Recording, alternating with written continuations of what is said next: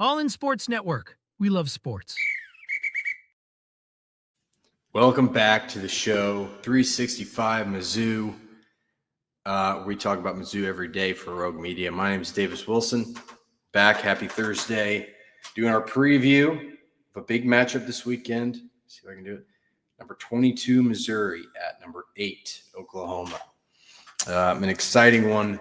This one kicks off at 11 a.m. on ABC, so the primetime slot for its or primetime channel for its time slot.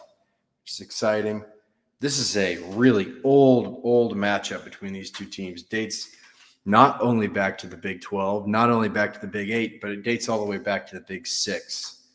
And so there's a lot of history here. Oklahoma has largely dominated the series historically, but there is some hatred between these two teams and fan bases for sure. There's extra stuff on the line here. Missouri beat Oklahoma last year. Oklahoma playing pretty much for a playoff spot. If they win, they stay alive. If they lose, it's a little bit tougher to get in with 3 losses. So this is a big game. Let's get into it. Series history. Oklahoma leads the series. 67-5. 67, 25, and 5. I wrote it wrong, but there's 5 ties. Missouri's won 25 times. The last meeting, like I said, occurred last year in Columbia. This is a game that was played by Missouri's third-string quarterback, Drew Pine. They won the game 30-23 on a walk-off, pretty much. A fumble 6 that was caused by Tristan Newsome and recovered and scored by Zion Young. Similar circumstances this year. Third-string quarterback Matt Zollers is in the game again for Missouri. It looks like, at least. There is a chance, I suppose, that Bo Prabula returns in time, but I expect Zollers to suit up and play. Actually, we could probably check the injury report. Sorry, I should have done this in my preparation, but I didn't. Let's see. He's still doubtful. He was still listed doubtful as of yesterday. So probably not going to play. We'll see. I'm going to act like it will be Matt Zollers back there, true freshman Matt Zollers.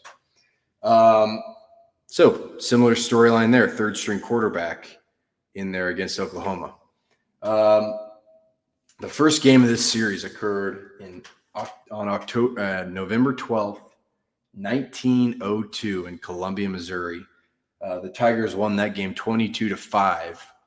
And the next year, I bet you can't guess where the next game was played. It was not immediately after. This one was in 1910. I guarantee you won't be able to guess what city this was played in. I'll give you 5 seconds to guess. Joplin, Missouri. If you guess Joplin, Missouri, you can DM me and I'll send you a prize or a cookie or something.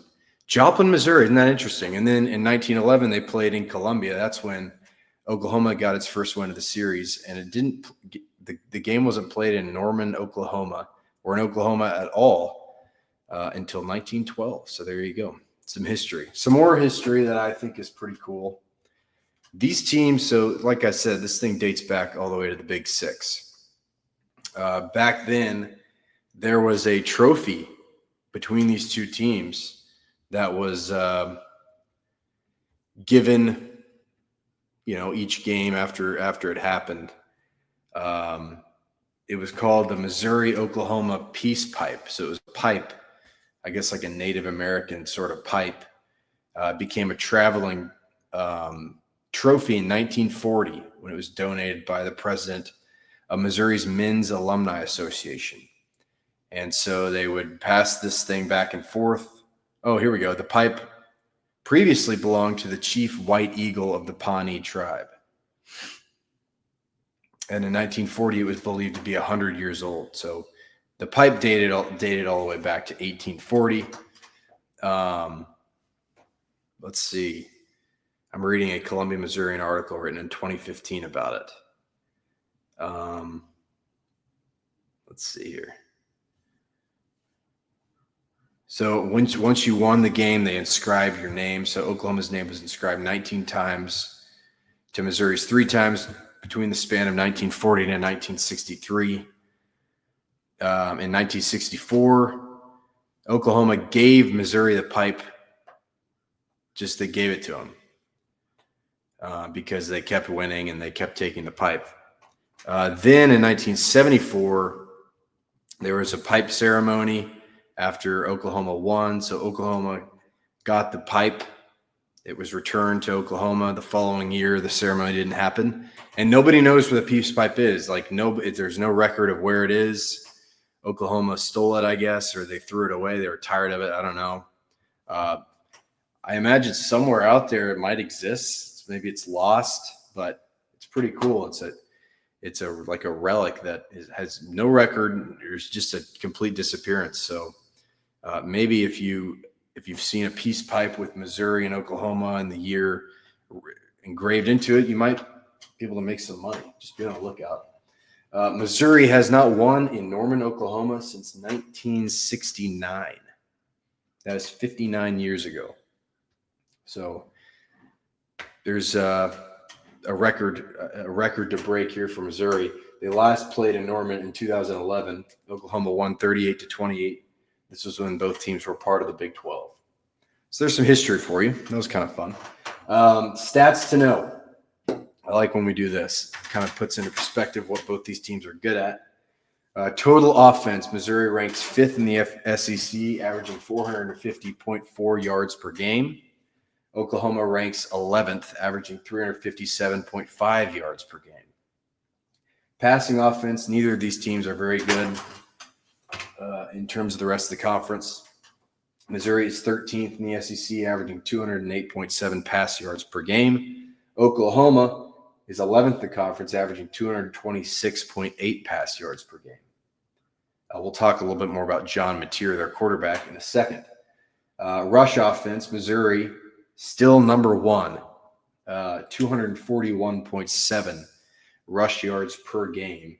Last week, I think they went for like 360 almost because Hardy had 300 on his own. Roberts had like 40-something, so something like that.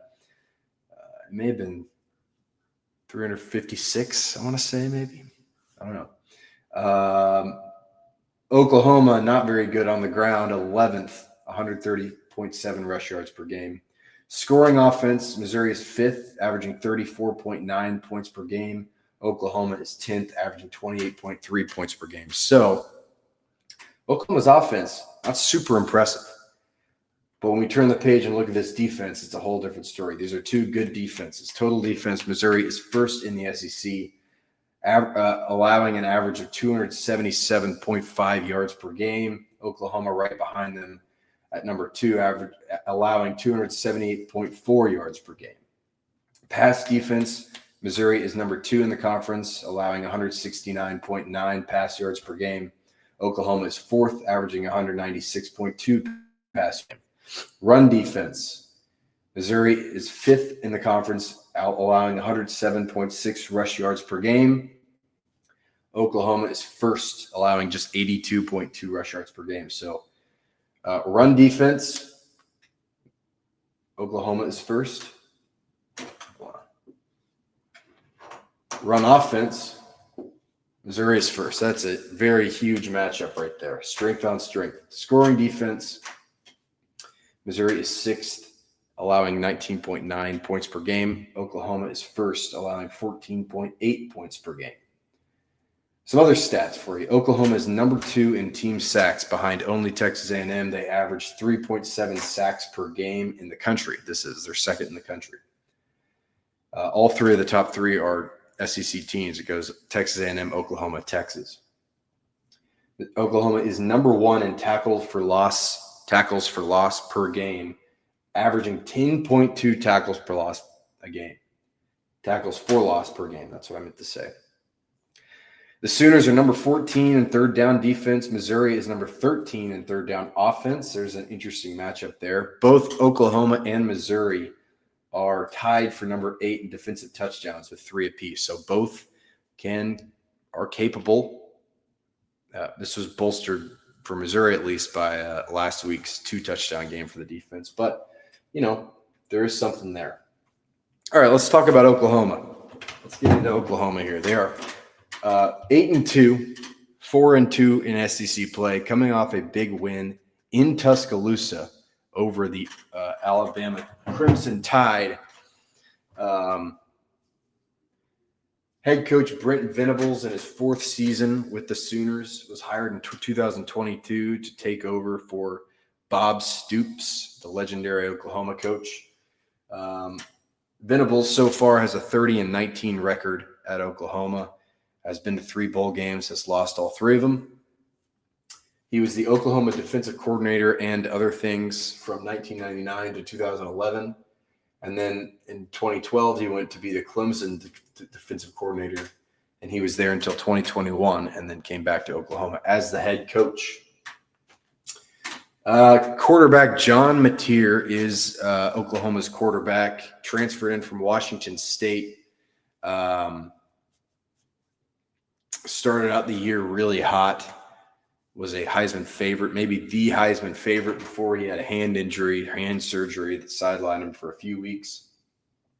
If you look at his numbers, though, pre-injury, the 4 games before the injury, he accumulated 1,215 pass yards, which is an average of 303.7 yards per game, threw 6 touchdowns, threw 3 interceptions, also ran for 190 yards, and ran for 5 more touchdowns.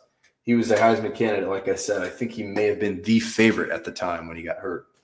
Post-injury, the 5 games since his surgery, only 872 pass yards, which is 174 yards per game, much different than the 303.7 there. Has thrown 2 touchdown passes, has thrown 4 interceptions, has ran for 139 rush yards, has scored 2 rushing touchdowns. That's a huge, huge difference in pre- and post-injury. Oklahoma's offense really has struggled because he hasn't quite been the same. But we should note, the opponents before the injury was Illinois State, Michigan, Temple, and Auburn. Michigan and Auburn have 2 very good defenses. These 2 don't really match up defensively with the rest of the SEC. The 5 games since the injury, he's played Texas, South Carolina, Ole Miss, Tennessee, Alabama. Those are all pretty good defenses. Outside of Tennessee, they're pretty bad. And South Carolina, kind of mid, I guess. But both of these probably better than Illinois State and Temple. I actually don't know that for sure, but that's my guess.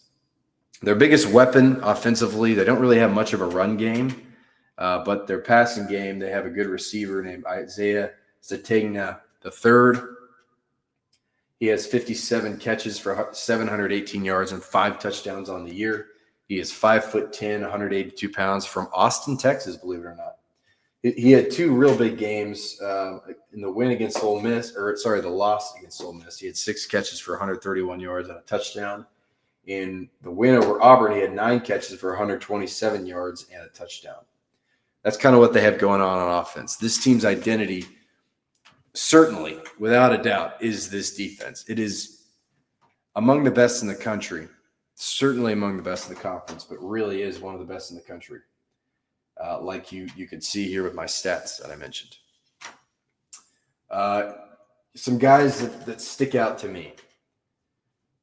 You've got a lot of dudes on the defensive line, but the one who's been the most productive so far is defensive lineman R. Mason Thomas. He is 6'2", 249 pounds, leads the team in sacks with 6.5, has 23 tackles, has 2 forced fumbles.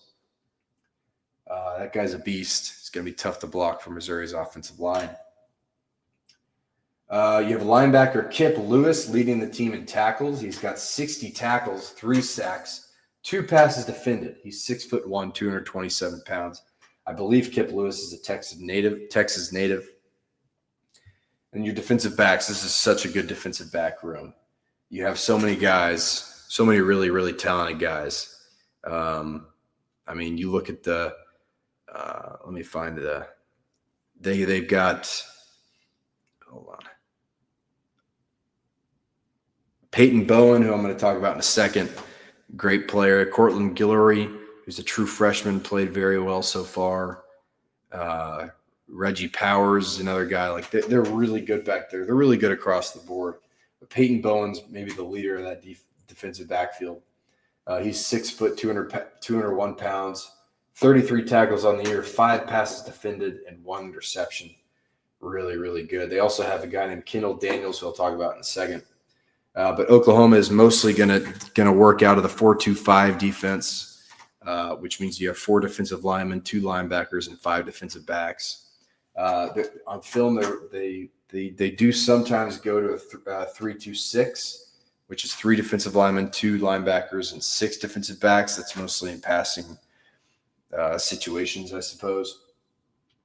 In the 4-2-5, they've got a linebacker safety hybrid called a cheetah, which is similar to what Missouri has, but Missouri calls it a star, and that's Dalen Carnell on Missouri's defense. In this defense, his name is Kendall Daniels, so be on the lookout for Kendall Daniels. Plays kind of a linebacker safety hybrid, so something to know there. All right, let's flip the board and talk about what Missouri needs to do in this matchup to stick around. Oh boy, here we go. Come on now. Oh, shit, there we go. All right, keys for Missouri. This is going to be a really tough game. If you didn't get it, if you didn't understand it on the last side of the board, Oklahoma's defense is incredible, like so good. Have been dominant all year long. Seriously, have just been outstanding.